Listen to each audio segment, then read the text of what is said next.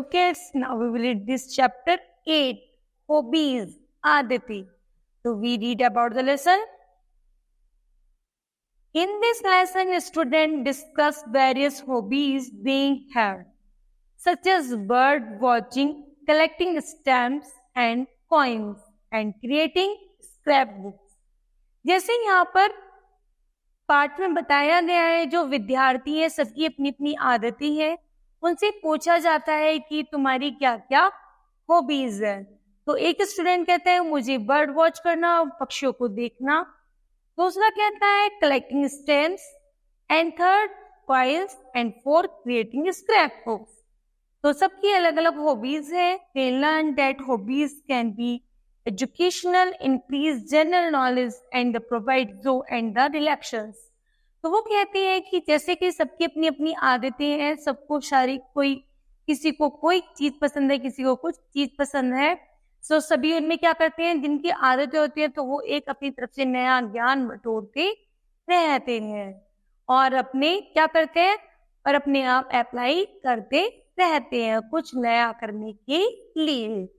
तो kids, this chapter will be start. एक Amy है, एक क्लास विद्यार्थी है, जो कहता है स्कूल में जब हम कक्षा में पहुंचते हैं तो बच्चे शोर मचाते हैं टीचर के आने से पहले, ठीक है। तो rushing into the class just before the teacher comes in view just in time. वो कहते हैं अभी टीचर आए नहीं है तो क्लास में बहुत ज्यादा शोर शराबा है, बहुत ज्यादा रश है, भीड़ भड़ाका है और सब चिल्ला रहे हैं। तभी बैली कहता है this is the second time This week you have been late. What have you been doing? तुम क्या कर रहे हो? तुम आज भी लेट ही आए हो और तुम क्या कर रहे हो? Then तभी teachers enter the class. अध्यापक क्लास में आता है। जैसे शोर शराबा हो रहा था, बच्चे एक दूसरे से बातें कर रहे थे, तभी अध्यापक आते हैं। वो क्या कहते हैं? Amy,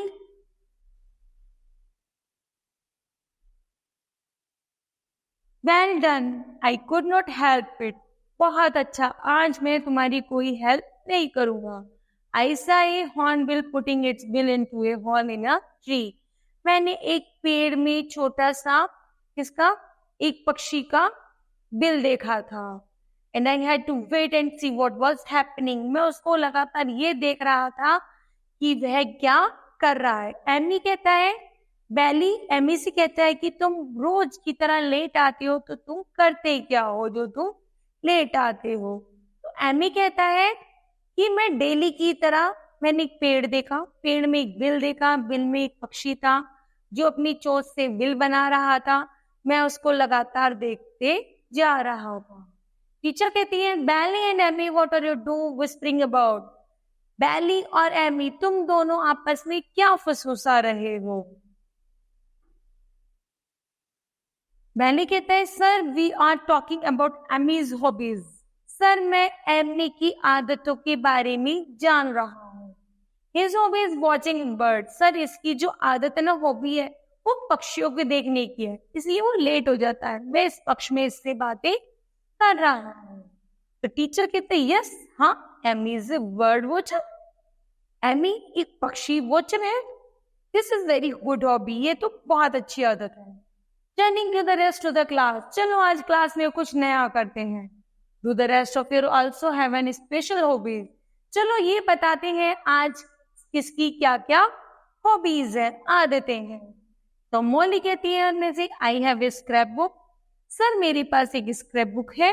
I cut out interesting picture and articles about birds and animals from old newspaper and magazines. Sir जो पुरानी मैगजीन और न्यूज़पेपर होती है उनमें से मैं पक्षियों और पक्षियों की बहुत सुंदर सुंदर पिक्चरों को काट लेती हूँ, स्क्रैप बुक में उसको पेस्ट कर देती हूँ। तो सर मुझे सबसे अच्छी आदत वही लगती है। फिर उसके बाद नेक्स्ट स्टूडेंट खड़ा होता है, विनी।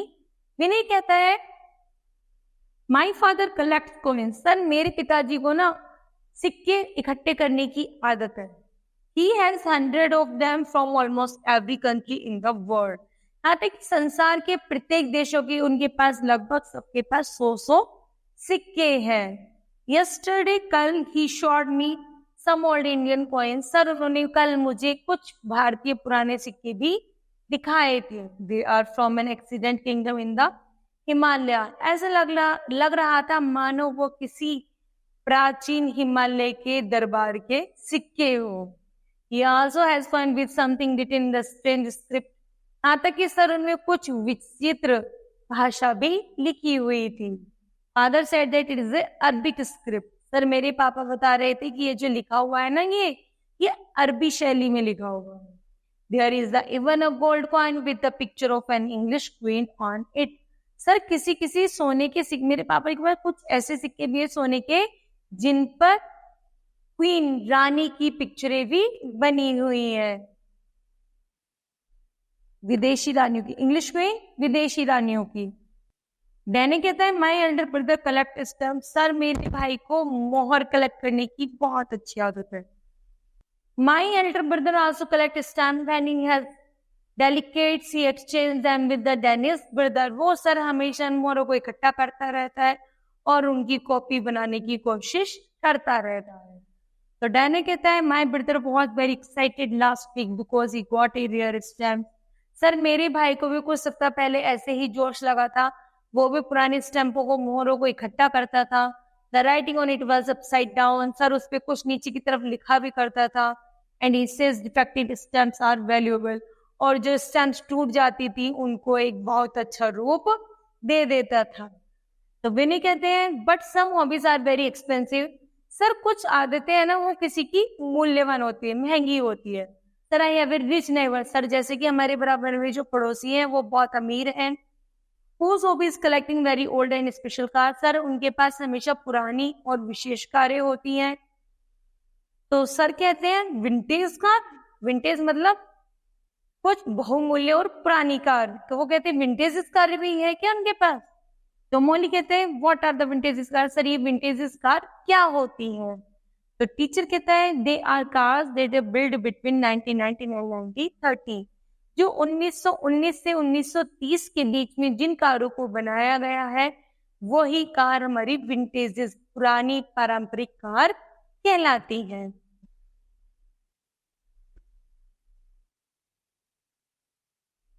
डैनी कहता है 2 of my neighbour cars and about 80 years old. Sir मेरी जो पड़ोसी ने लगभग 80 साल के हैं, इसलिए उनके पास सारी कारें पुरानी हैं।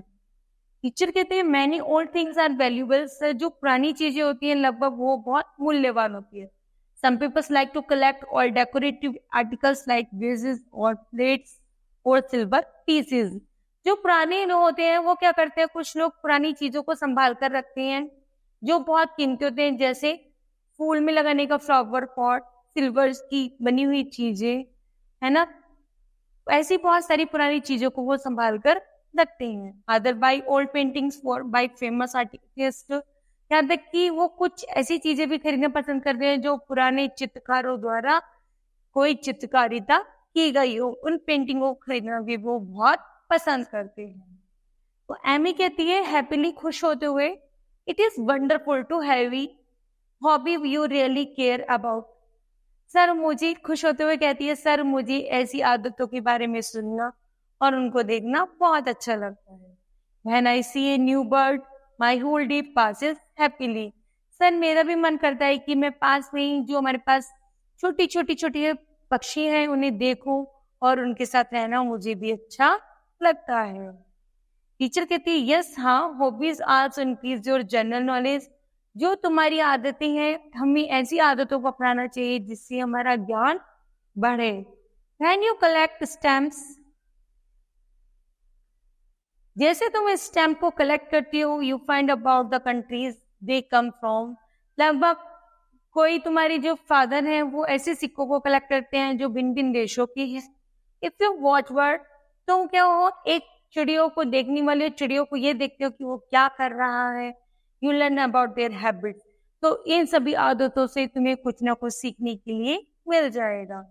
मॉली कहती है my elder brother wants to be the scientist. Sir मेरा जो भाई है ना वो एक वैज्ञानिक बनना चाहता है। He says science can also be a hobby. Sir उसको विज्ञान साइंस पढ़ना उसके लिए एक हॉबी है, वो हमेशा उसी में लीन रहता है। टीचर कहता है hobbies can keep us happy, active and out of mischief. जो हमारी आदतें होती है वो हमें हमेशा एक्टिव बनाती हैं, मिसचीफियस बनाती है और हैप्पीली बनाती है।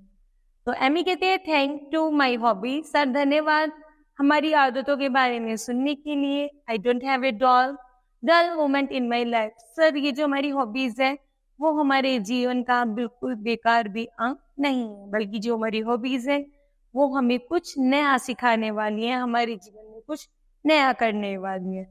तो kids, this chapter will be completed. तो आपको समझ आया होगा कि आपकी जो हॉबीज है हमें क्या करना चाहिए, ऐसी हॉबीज गेट करनी चाहिए जिनसे हमें नॉलेज गेट हो। यदि हमारी हॉबीज अच्छी होंगी तो हमारी नॉलेज ऑटोमेटिक इंक्रीज हो जाएगी। तो बच्चों आपको भी क्या करना है, ऐसी हॉबीज को टारगेट करना है, ऐसी हॉबीज बनानी है जिससे आपको ज्ञान मिल सके, जिससे आप सक्सेस पर पहुंच सको। Thank you.